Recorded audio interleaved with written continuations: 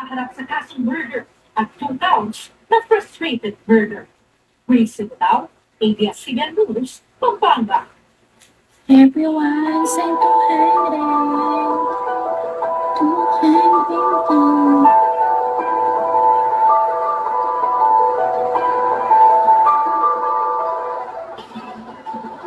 Hindi pa 60 ton. Sa ngayon, ang mga terminal ng provincial bus dito sa Metro Manila. Pero, inaasang dadagsa naman ang mapagkarong pauwi sa kanina ng provincia. Bukas, para ng Merkules para sa undas. Nakahanda naman ang ahensya ng pamahalaan at ang mga terminal operator para masiguro ligtas at maayos ang biyahe ng mga pasahero ngayong long weekend. Live mula sa PITX Control, si ECEC. Kamusta na ang biyahe ng mga bus sa mga probinsya? Huli mong tawa.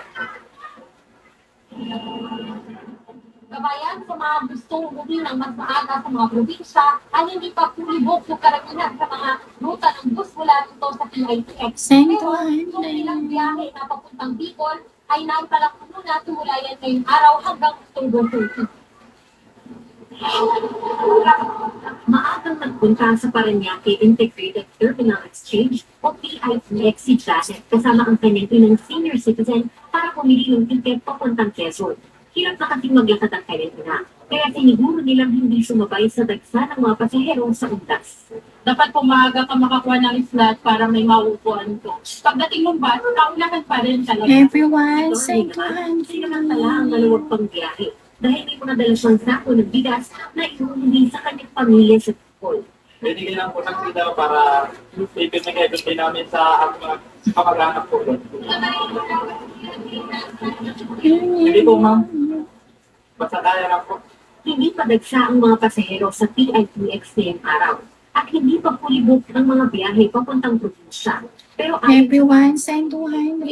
asahan na ang tuloy-tuloy na pagtaas ng foot traffic sa terminal. Inaatahan po natin na simula kahapon hanggang November 5 po ay 180,000 po ay magiging daily average. Sa mga terminal naman ng bus sa Quezon City, inaasahang sa October 30 at 31 pa dadagsa ang mga uuwi ng probinsya. Dahil special non-working holiday ang October 31, suspendido sa Biyernes ang number 2 scheme ng MMDA. Samantala, naka-high alert din ang Civil Aviation Authority of the Philippines o taak sa iba-ibang paliparan sa bansa. Paalala ng taak sa publiko. Kaya gaya yung pagpunta sa airport at least 2 hours before, mag-check kayo sa mga social media account ng airlines para at least hindi kayo mapag-inconveniente kung sakali. Nagpaalala din ang Philippine Ports Authority o PPA sa mga pasahero na iwasang bumili ng ticket sa mga fixer o sa nagbebenta ng overpriced na ticket para hindi maloko at maiwasan ng kabala. Inatasan din nila ang kanilang mga takuhan na pumasok sa darating ng weekend upang masigurong maayos ang takbo ng operasyon sa mga pantalan. Mas pinalawak na po yung mga passenger terminal building dyan and ating pong security ay naka-heightened na rin po. Ay deploy na rin po ang ating port police. Ating po port police, roving po yan sa ating mga pantalan. Regular din isinasagawa ang baggage scanning, disinfection sa mga upuan, at naglagay din ng water station sa mga pantalan. Kabayan, as of 6 p.m. ay nasa 115,000 na yung foot traffic o yung bilang ng mga taong nagpunta ngayong araw dito sa PITX. Inaandahan naman yung gasta ng mga pasahero babalik simula yan November 3 hanggang November 5. Kabayan. Maraming salamat, EDD! Nauna nang ginulitan ng mga pamilya ng extrajudicial killing victims o yung mga nasawi sa war on drugs ang undas ngayong taon. Samantala, binoble naman ang puwersa ng mga pulis na tututok sa kaayusan sa mga sementeryo at live mula Manila North Cemetery nagpapatrol. Surface Manahan. 200 Kamusta na ang paghahanda habang papalating ang undas?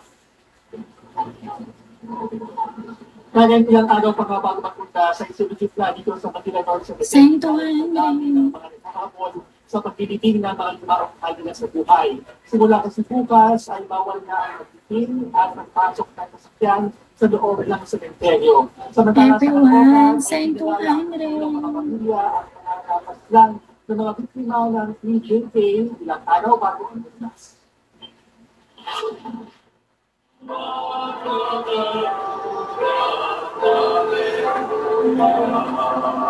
Ilang araw bago magpuntas, nagdaos na ng misa si Father Vladi Villanueva sa tampana ng Pagkilo. Andrew, send 200. Sa Caloocan. Dito sabay-sabay na ipinagdasalang Andrew, 200 GB. JK na nakahilay doon. Nagtikot-tikot ang mga I will give you surprise, Andrew. Nagdadalang hati pa rin sa mga mahal sa buhay. Send 200 GB. Pwedeng sabihin, Andrew. pwedeng sabihin, okay, malaki po na itutulong, lalo na yung Send 200. advice ni Father Vladi. Katulad na lang na kung talagang ang sakit, andyan lang, pero paglaban yung dapat ipaglaban. Pag nakaumatid kami sa ganito, nawawala yung sa amin. Pedro, send Hindi nawawala tayo. 200. Kung simple, minsan maaalala din. Okay na rin po sila. Kasi nakamulo na rin po. Si Father I will give you surprise in one song. 200 Taon-taon ang ginagawa nilang misa bago magpuntas. Amazing. Nakakatuwang makita na sila ay masigasig, may pangangatawang malakas at ang mga bata ay nakakapag-aral na muli. Sa Manila North Cemetery naman, marami ang umabol sa muling araw na paglilibing bago ang puntas break. Sumikip sa gate ng sementeryo ngayong hapon. Sanki. Dahil nagkasabay-sabay ang mga maglilibing ng mga yumaong mahal sa buhay. Meron na rin mga maagang dumadalaw. Para hindi sa babae sa inaasahang 2 milyong taong pupunta sa weekend. Para po hindi na kami makapagsiksikan. Kasi dati nung dumalo kami dito nung sobrang daming tao, hindi kami makapasok. Bawal na rin ang paglilinis ng mga bukod. 200. Papasok ng mga gamit panglinis. Ibabalik sa Lunes, November 3 ang mga regular na servisyo ng sementeryo. Samantala, dinoble ng PNP ang deployment nila ng mga tauhan para magbantay sa mga sementeryo ngayong butas. Kung dati nasa 30,000 pulis ang nakadeploy, ngayon aabot na nila sa 60,000 pulis ang magbabantay. Hello. Hindi lamang po yung mga cemeteries or bagay ng mga parks. Itong mga residential area kung saan is po yung ating mga Sanki. deployment natin. Dika. Hanggang simula bukas ay bawal na rin magpasok ng mga sasakyan sa loob ng sementeryo kaya paghanda na ang pagpasok o papasok at palabas dito. Samantalang sumigil na rin ang dami ng mga sasakyan sa paligid ng sementeryo dahil nagsimula na ang pagdalaw ng ating mga Send 200 K. Shortness, anong